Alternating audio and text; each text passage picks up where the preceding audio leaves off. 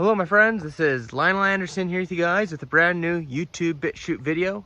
In today's video we got a very serious topic to be speaking about, but at least we have a very beautiful background to be presenting it to you guys in. That's right, I'm at some family's place right now. But yeah, today's video we're going to be speaking on the beast system. The AI beast system, but more specifically the financial reset that we're going through right now, and how the United States, as everybody was just distracted with, hate to say it, even the Epstein was playing a role in the distraction, okay, even though it is important stuff that we do expose that because they are trying to cover it up. But now we got the whole Obama distraction to distract you from, well, the financial reset that's going on, but even to distract you from the cover-up of the Epstein stuff.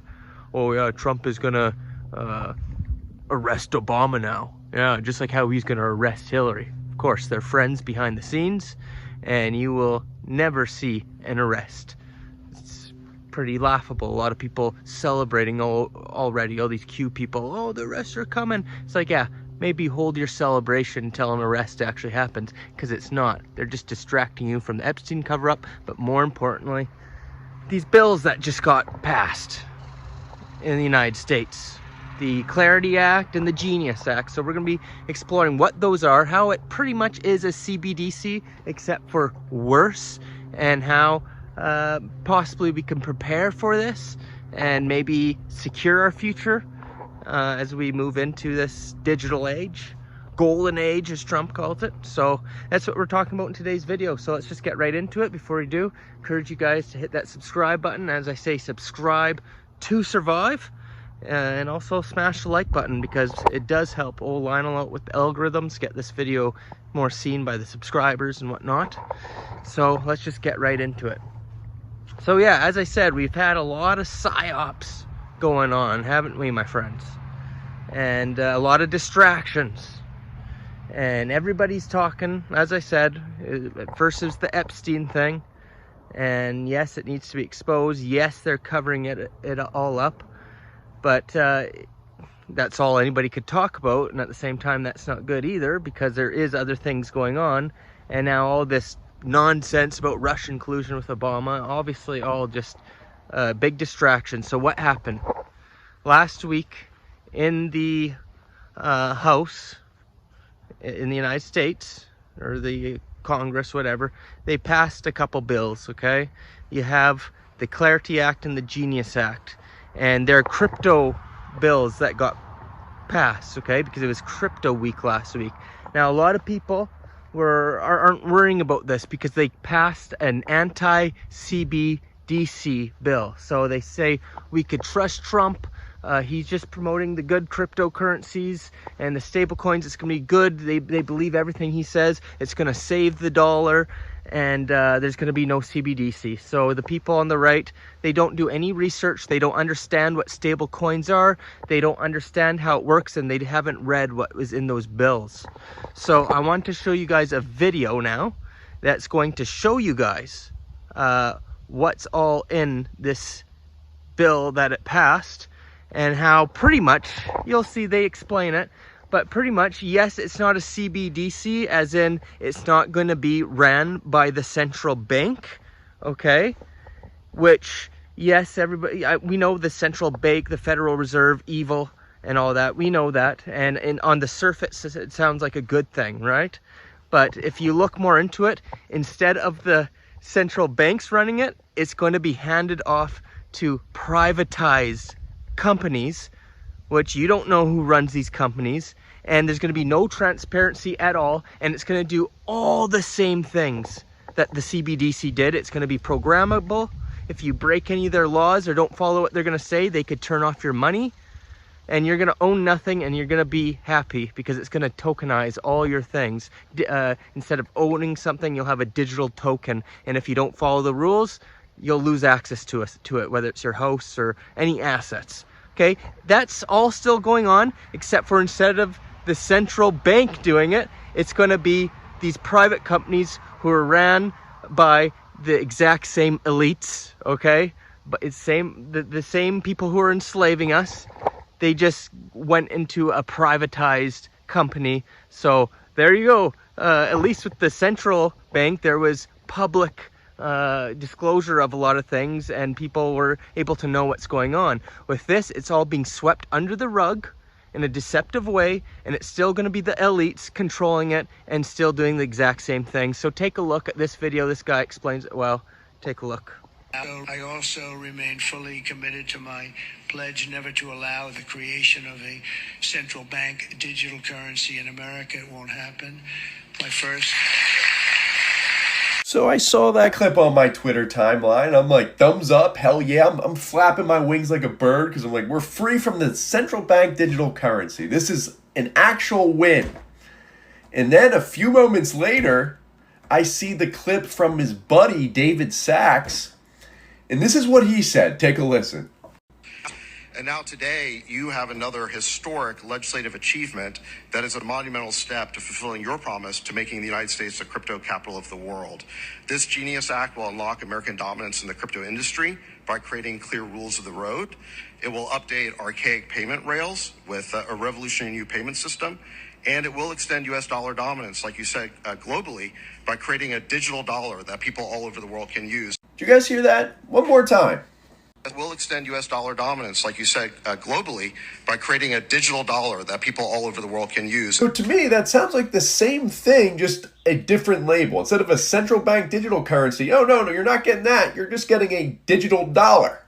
Anyways, I was curious, so I went to ChatGPT and I asked it, I said, how exactly will our lives change with this new Genius Law passed and a digital dollar? And this is what it said. It said you'll still use dollars, but digitally. It said you won't stop spending money, but you'll slowly stop spending physical cash. It'll be fast, cheap, and convenient. But behind the scenes, every transaction will be logged, traceable, and potentially programmable, which sounds terrible. It says that pilot programs will start quietly. You might start getting offers like claim your $500 digital rebate, faster tax refunds if you sign up for your federal wallet. And it will feel like a reward, but it's bait to get you into the system early. I'm sure my audience will enjoy this one. We'll be nudged towards a digital ID. And to use the digital dollar long term, you'll likely need the KYC verification, your social security number, and possibly even biometrics, face scan, and fingerprint. And eventually the wallet will equal your ID. And once you're in, opting out becomes harder. Thumbs up. Next one, it says your money could be smart. Programmable money means that your funds could expire if not spent by a deadline. It could be restricted to certain merchants, items, or regions, or be frozen or limited based on government decisions or flags. So to me, that kind of sounds like if you get on their bad side, they could just freeze our funds. Think if you keep questioning about the Epstein files, your account's going to get frozen. If you keep, questioning why we send all this money to our greatest ally while we have a bunch of issues here at home, your funds will be frozen. Sounds great, doesn't it? Next one, it says surveillance will be built in. And that's pretty self-explanatory. Anything digital, they can basically see and flag you and watch what you're doing and spending on at all times. So good. Here we go. I'm sure my audience is going to absolutely love this one, and that is that they will have more control over us during emergencies. And think Palantir, they're going to have all our data. They're going to know if we're vaccinated, all this BS. And then they'll be able to say, oh, it's an emergency. There's a new pandemic. You got to stay home to stay safe. Hey, you, what do you think you're doing? We know that you're not vaccinated. Well, you're supposed to stay home and stay safe. And we see that you're trying to go to that bar, that movie theater, hang out with your friends. You're a danger. You're putting them at risk. Before, they couldn't really do much about it because you just use cash. Now it's all digital, what they're trying to do. So they'll just be able to shut your account down and you'll be screwed. And this is how it finished. It said, bottom line, this is what the Genius Act sets the foundation for: a compliant, traceable, and eventually programmable dollar rolled out by private actors just strictly to avoid the CBDC label. With government back-end control, it won't look like tyranny at first. It will look like innovation, safety, and convenience, but over time, it becomes a soft prison that you can't escape without being flagged.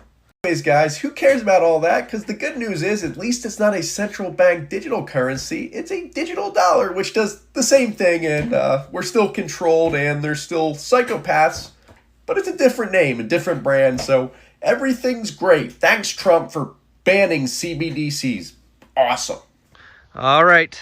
So there you go. As you see, it does all the same things. And you know what? We're going to go even further into that. At the end of today's video, I got a video by a guy named Miles Harris, and he breaks it down even further what just happened in Congress. Or I think Congress. Yeah, I'm sorry, I'm not technically from the United States, so I might not know all the terms. Senate, Congress, whatever it got passed in. It got passed and Trump signed the bill, okay? So, end of the video, you'll get an even further breakdown of what has just occurred, okay? See, this is why I tell you guys, you could never trust the government, okay? Trump's not stupid. The powers that be who meet at Bilderberg every year to plan out your future, they're not stupid. They literally meet, not just at Bilderberg, but in these secret meetings, okay? They meet all year in what's called think tanks. And they use AI and other sources to see what the general public are worried about and concerned about. They knew people were worried about a CBDC. So they said, we need to implement this new beast system in a way that people won't resist it and people will think it's a good thing. So let's put our favorite actor in, Zion Dawn, to go in, who everybody thinks is for freedom, which is laughable, okay? Just because he says a few things you guys like to hear. Let's put him in, say we're gonna pass an anti-CBDC bill, then all the sheeple will be like, oh, we could trust Trump. And he could pass the exact same thing, except for worse. Okay, because it's all privatized, controlled by the exact same global elitists, and doing the exact same thing. And then let's push it through. We won't give it much airplay in the media. We'll distract them from a whole bunch of things. And then before you know it, all these people, I'm not going to comply with the digital ID or the digital currencies, right? I'm going to stick with cash. No, you're not, because the way it's being done in such a way that you're going to have no choice, because all we need is the big event. There is going to be a big catalyst, a big event that's going to change this world. And I don't know when it's going to be, if it's going to be this year, next year, 2027. But this big event will destroy your dollar completely. Already, you guys are almost in $40 trillion debt, or over 40 trillion. Ever since that big, beautiful bill passed, $40 trillion debt. You guys are losing the value. The whole world is losing the value of the dollar, okay? Due to the inflation and whatnot. So, and a big event comes, whether it's a cyber attack, war, whatever, your money's going to become worthless. But they're going to have the solution, right? Problem, reaction, solution. What is the solution? The solution, my friends, is the digital currency, the stable coins. All this is meant to replace that debt and get you guys out of the debt. But it's switching you over to that digital system, the digital dollar. That's right. They're talking about the digital dollar already, my friends, as you saw in the clip before. So you guys are going to get switched over to that, and you have no choice. Oh, I'm not going to comply. Okay, you're going to lose your house, because how are you going to pay for your bills for your house? Okay, how are you going to pay your taxes, because you're forced to pay taxes. So if you don't pay taxes, they'll throw you off to jail. You're going to have the digital ID to pay your taxes. You're going to have the digital ID to pay the mortgage on your house. Okay, you're going to need to use the digital currencies, or else you lose your house or your rent. If you don't have a house, you got to rent a house. How are you going to go to the grocery store? They're not going to accept cash anymore. And you got to have the digital currency. So you're not going to comply? Okay, that's fine. You have to learn how to live off grid with no electricity, no power. You're going to have to build yourself a house And you're gonna have to do all these things and try and find a community who does it all. And the chances are nobody's gonna be prepared to do any of that. They're not gonna have the money to have that. They're gonna lose everything. You're gonna be broke, you're gonna be homeless, you're gonna be on the streets with no food.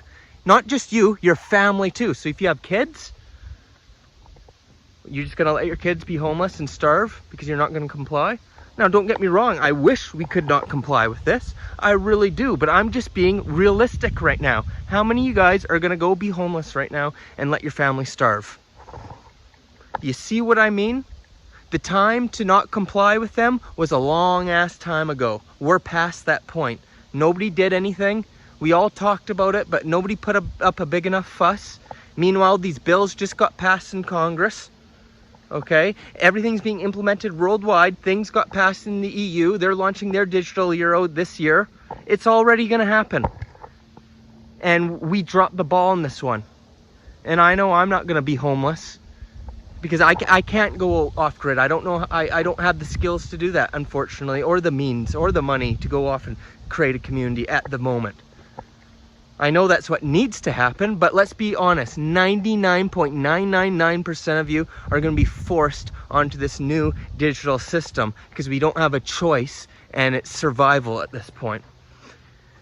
And the scary part is in the future, all they need to do is launch another plandemic and say, oh, well, you want access to your money, you got to take your shots. It'll become a law, right?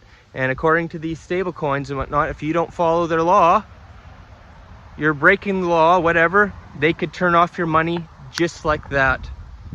You say something the government doesn't like, maybe you say something that's anti-Semitic, you know how Trump said that if you're anti-Semitic, he's just going to deport you right out of the United States. So don't you dare say anything against you know who, you know. You're going to lose access to your money. That's what's going to happen. Don't, and of course, that relates to just saying anything against the powers that be, against the corrupt systems that are going on. They'll just call you anti-Semitic when you're not being anti-Semitic. You're just talking about the true powers that be who are calling the shots and their connections to that little country you guys know with the Star of David there, right? So you're gonna have to start being very careful with what you say and what you do. Everything you do is gonna be tracked and traced. So is there a solution to all this? Well, we gotta try, right? And the beautiful thing is at this moment in time, there is an opportunity for people who invest wisely and smartly that possibly it won't be as bad for them, because see, they're gonna launch these stable coins. They're gonna give you a universal basic income. That's been a long-standing elite goal because AI is gonna be taking over all your jobs in the next 5 years. And they'll give you a little bit of money just to buy food and get by if you follow all their rules. But that's going to be a horrible way to live. So is there a way that you could be filthy rich and maybe this richness will help you through this? That is, if they don't cut you off from speaking the truth, or let's say not taking their things or whatever, because that is a possibility as well. But we just got to hope that that's not for a while at least, or that we could at least put some measures in place to have, you know, like there's protests and people doing enough to stop that, to get some human rights involved in these legislations and whatnot. Well, then it's investing into crypto right now, because we have that window of opportunity, not only that you could secure your future, but possibly thrive in these times. Now, this is not financial advice. You guys know that I don't give financial advice, but to be honest, this is the number one thing I can advise to you guys is to start researching this for yourself. Don't take my word for it. Do your own research, but this should be the number one thing that you're researching right now, as it is with me, because I'm trying to secure my future so that maybe I won't have to comply with getting the thingamajigs or whatnot, you know. Maybe, just maybe, it'll be possible if you have enough money, you might be able to bypass the system and not be desperate with the stable coins and all that. So my recommendation's that you research, okay, then make your own financial decisions, or with your own financial advisors, is to look into cryptos such as Bitcoin, Okay, I think Bitcoin's going to be very valuable going into the future. I've been investing for many years now. And then XRP, it's going to be the new financial system. Everything's set in motion. That's what they're switching over to. And I think XRP is going to go to all-time highs. Right now it dipped a little bit, so it's a good time to buy. Not financial advice though, but I'm just saying in general. I think it's down to 320 or something American. But geez, just having a little bit of XRP can make you a multi-millionaire within the next 5 years or so, maybe the next couple of years, because they're saying it might just shoot up to 1,000 overnight, 10,000 overnight. So XRP, look into XLM. They're saying XLM might be the future for peer-to-peer. So XRP is going to be used for the banks and the institutions. XLM will be what the common day people use. And it's very interesting, because the Rothschilds back in the day, with their magazine, The Economist, that predicts everything, they put out this article in 1988, and it's got a phoenix on it. We all know about the phoenix. And look at the logo there, right? It kind of looks like Saturn or something like that, right? Well, take a look at, and of course, I should say, it says the new world currency that's coming, right? A new global currency. So new global currency with the Saturn looking logo. And then what is XLM's logo? Well, it's supposed to be an S, but it's obviously Saturn. So, and it makes sense, Saturn, AI, digitalized things, right?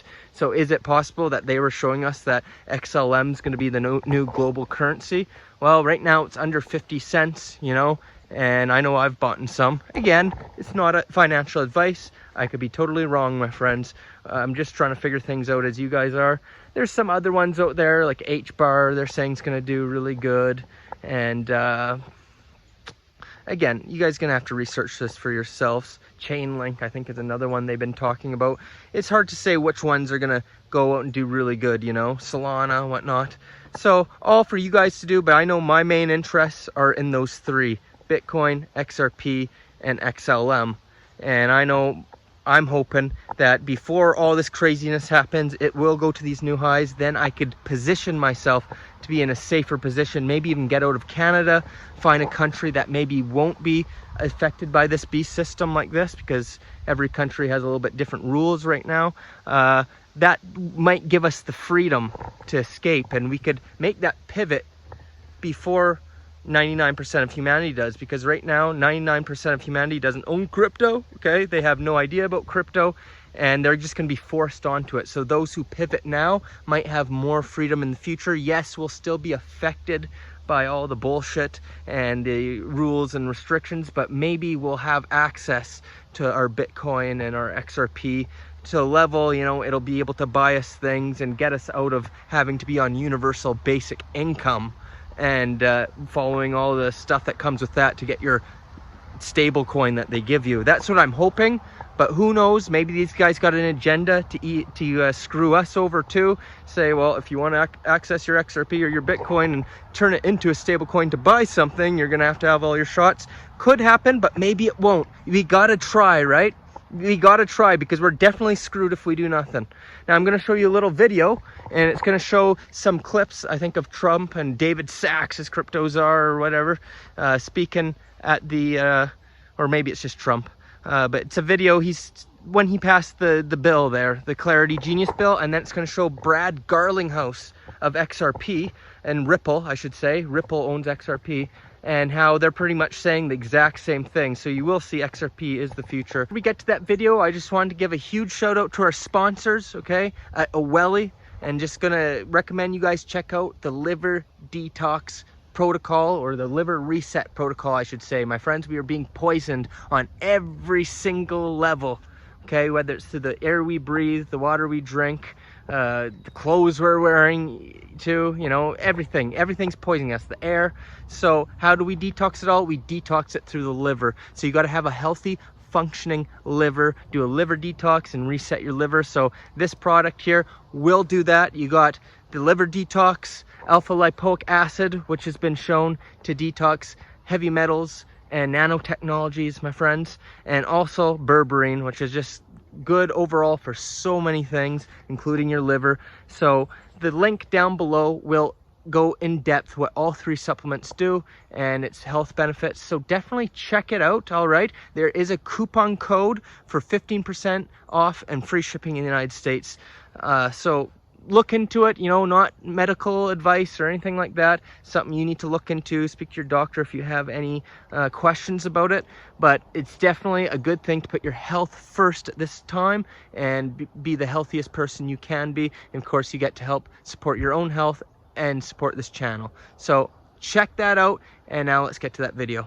Many Americans are unaware that behind the scenes, the technical backbone of the financial system is decades out of date, many years out of date. The architecture of how it works, it means it's slow, it's expensive, and frankly, it's quite error prone. And money transfers are costly and take days or even weeks to clear. Ripple invented a series of technologies built upon the XRP ledger that allows institutions, banks, and even in some cases governments to take advantage of these technologies. Under this bill, the entire ancient system will be eligible for a 21st century upgrade. We haven't been asking to be deregulated, we've been asking to be regulated. The Genius Act provides banks, businesses, and financial institutions a framework. Just give us clear rules of the road. By creating clear rules of the road, it will update archaic payment rails. I mean, SWIFT has been around for, 50, 60 years. With a revolutionary new payment system. An XRP transaction and a payment flow for us is really real time. It's instant, it's cross-border. This could be perhaps the greatest revolution in financial technology since the birth of the internet itself.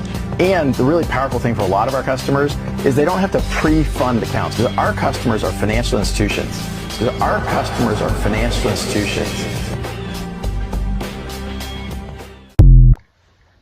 That's right, my friends. So as you could see, I believe this is it. This is the future. So I'm making the pivot now. Not because I want to, not because I think that cashless and digital is the right thing. Obviously, cash would have been, even though cash is horrible too, as you can see, cash has enslaved us, and the whole monetary system and the inflation, and they could just print as much cash as they want. Everybody says cash is king. It's not really. I think Bitcoin would be king, because that is, even though it's digital, it's decentralized, and there's only 21 million coins, and it's just meant to keep going up.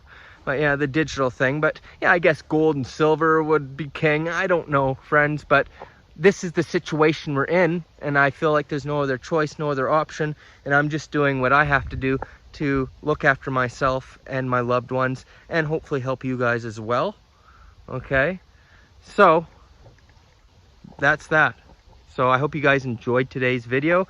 Like I said, I do have one last video for you guys by Miles Harris, and I'm gonna recommend you guys subscribe to him, all right? Because he has really good videos covering what is coming and solutions and whatnot, okay? But before we get to that video, I just wanted to encourage you guys one last time to hit that subscribe button if you haven't already. That's right, hit the subscribe, because I got more videos like this coming. I'm gonna keep you guys in the loop of what's happening.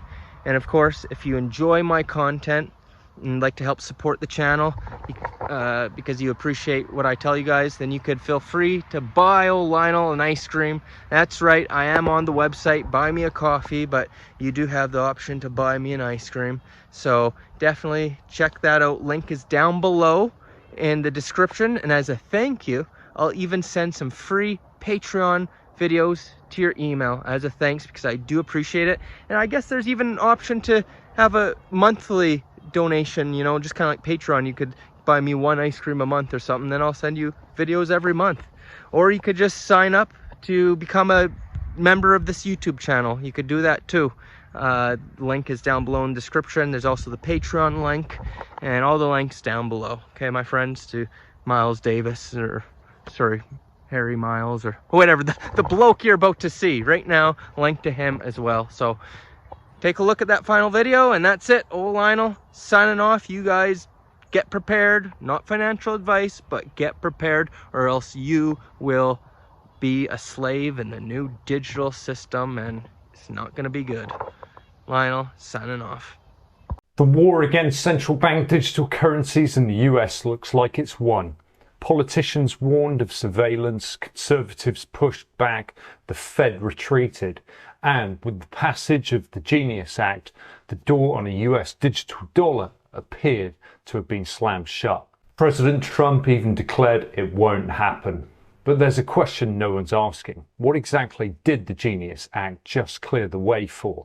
Because while one door closed, another one opened, and behind it, something is already being built. Quietly, rapidly, legally. This isn't the story you've been told, and it's not over. But first, some background. On paper, the Guaranteed and Uniform Digital Asset Standards Act, better known as the Genius Act, is being sold as a win for innovation and a firewall against centralized state power. It does one very visible thing. It blocks the Federal Reserve from issuing a retail central bank digital currency. That alone was enough to make the headlines and make the narrative. But the bill doesn't stop there. Buried beneath the headline language is a carefully structured legal framework, one that defines who can issue digital payment tokens, under what conditions, and how those tokens are to be backed and redeemed. The law sets reserve requirements, names eligible issuers, and outlines compliance obligations. It's technical, it's dense, and most people have just focused on the narrative they've been sold. Yet, as ever, the devil is in the details, and that's where the real story unfolds. So the real question is, if the US banned a Federal Reserve-run digital dollar, what exactly did they authorize instead? Because the Genius Act didn't just shut a door, it opened another. And what's coming through that door may end up looking a lot like the thing that many thought had been stopped. Of course, stablecoins are accompanied by a potential floor of duration risk, similar to that which we saw within the Western banking system under Basel III banking regulations discussed in this video. For stablecoins under the Genius Act are required to be fully backed by high-quality liquid assets, US Treasuries and cash. But the market value of those assets can fluctuate, as I've highlighted in this table. I don't want to labour this point, particularly as stablecoin issuers typically avoid long-duration bonds to limit this risk. But I believe it remains important, and I hope this overview shows why. Ultimately, in stress conditions, this can break the one-to-one peg, cause mass redemptions or force asset fire sales, despite being fully backed. The stability is theoretical until tested, but this is worth being aware of. A Fed-issued digital dollar raised alarms because it could enable unprecedented control over how money is used, freezing accounts, restricting transactions, or imposing conditions. That dystopian vision fueled much of the opposition. The Genius Act, however, doesn't address these concerns directly. Instead, it sets up a framework where private companies, regulated and licensed, can issue digital dollars with certain built-in controls and oversight. These firms will operate under strict rules requiring transparency and compliance, and they will handle much of the day-to-day management of these digital tokens. This means the underlying technology that allows for detailed tracking and control won't disappear. It's simply placed in different hands. While these digital dollars are used every day, the companies that issue them do not just provide a payment service. They also collect the interest earned on the government bonds that back those coins, mostly short-term United States Treasuries. Consider what that means. When you hold physical cash, you do not earn interest. But when you hold these digital dollars, the company that issued them does. This is not a minor technicality, it reflects a foundational shift in how monetary value circulates and who benefits from it. Under the new regime, enabled by the Genius Act, the issuance of dollar equivalents is no longer confined to the Fed, but is now delegated to fully private, profit-driven firms. These entities issue stablecoins backed by US Treasuries, meaning every dollar you hold in digital stablecoin form becomes a proxy investment in government debt. You receive none of the yield, however. The issuer does. In effect, the public is being nudged into holding treasury exposure indirectly, while the interest income flows up the chain as private profit. The monetary base is being reconstructed to serve institutional rent extraction rather than public stability or sovereignty. It is not illegal. In fact, under the Genius Act, it is perfectly structured and sanctioned. But it is quietly creating a new system where public value flows into private hands, with most people not even noticing it. You are holding what feels like digital cash, but someone else is collecting the yield. As the use of stable coins increases and total volumes reach into the hundreds of billions, possibly even trillions, the interest these companies collect from those underlying assets will grow accordingly. What may seem like a technical upgrade in digital payments is actually a private revenue engine powered by public debt. This is more than just a regulatory shift. It is a structural subsidy, a core monetary function. The issuance of trusted digital currency has now been formally licensed to private firms that operate with limited transparency and democratic oversight.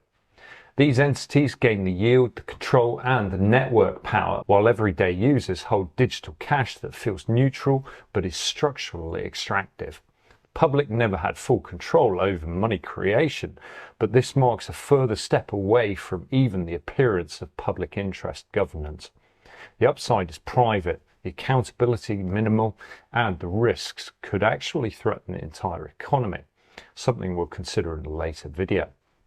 The core concern about CBDCs, though, was surveillance. People feared the creation of a state-controlled money system where every transaction could be monitored and controlled. But under the Genius framework, those same surveillance capacities are implemented by proxy. Every issuer must comply with extensive reporting requirements. Law enforcement can request user data and transaction histories from these firms without the same constitutional checks that would apply to a government entity. Wallet providers will need to conduct identity verification. Suspicious activity will be flagged and accounts frozen without trial. You could look at this as a digital financial cage, but instead of being run by the Fed, it's outsourced to firms whose primary loyalty is to compliance, not civil liberty. In this table, I've outlined how the private issuance model under the Genius Act replicates, almost point for point, the most controversial features of a CBDC. And of course, as ever, I would dearly love to be wrong about this. Both systems demand full identity verification, tying every transaction to a real-world person or entity. CBDCs can include native programmability. Stablecoins rely on wallet software and third-party APIs, but can still be functionally programmed. In terms of ledger surveillance, governments have native access. With CBDCs, private issuers must maintain ledgers accessible to regulators, often without warrants. Both systems allow freezing of accounts based on compliance flags or government pressure. Both have little real accountability to any supposed democratic oversight. CBDCs may be designed to offer interest or negative rates, but Genius-backed stablecoins are non-interest bearing by default. CBDCs can be adjusted in supply or rate to meet policy goals. Stablecoins sit outside that mechanism, though. Neither model guarantees strong protections. Genius Act issuers are not subject to baseline federal data privacy standards. CBDCs may be subject to public reporting. Stablecoin issuers under Genius may undergo auditors, but face no real-time disclosure requirements. While the branding is different, the tools of control remain very, very familiar. As stablecoins gain traction, they become more than payment tools. They serve as collateral in lending protocols, settlement layers in private markets, and assets in portfolio construction. This creates a shadow monetary system parallel to the traditional one, but governed by corporations and fragmented across platforms. If this private digital dollar economy grows large enough, it could constrain the Federal Reserve's ability to conduct effective monetary policy. Liquidity may become harder to control, rates may become decoupled, crisis response could be slower or ineffective. This appears to be not just a shift in how money is stored, it's a shift in who controls the flow and issuance of it. Despite its surface level branding as pro-innovation and anti-centralisation, the Genius Act reinforces control by large, already powerful institutions. It explicitly excludes unlicensed issuers, decentralised autonomous organisations and non-custodial protocols from operating in this new financial architecture. The framework offers no requirement for open standards, no mandate for interoperability, and no obligation for code transparency. This is not decentralization, it's a tightly gated, fully permissioned ecosystem where only entities with regulatory privilege, banks, major fintech firms, and select payment providers can participate. While it may be more fragmented in appearance than a centralized CBDC issued by the Fed, it is no more democratic in function, and arguably it is less accountable because the institutions controlling it operate without any sort of public oversight, and their incentives are profit-driven, not supposedly public-facing. The result is the consolidation of digital monetary power into the hands of large private actors under the pretense of preserving freedom, an arrangement that serves incumbents, suppresses open innovation, and entrenches financial hierarchy. Perhaps for Americans, a true CBDC was never the end game. It may simply have been the distraction. The real plan was to privatize the very thing CBDCs threatened to centralize: control over the money system. Under the Genius Act, digital dollars will still be programmable, they will still be surveilled, they will still be constrained by political mandates, but now the control is laundered through corporate intermediaries.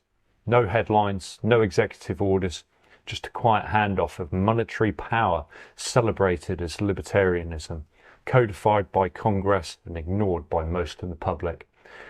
So the next time someone says there's no CBDC in America, ask them this: what do you think that stable coin really is?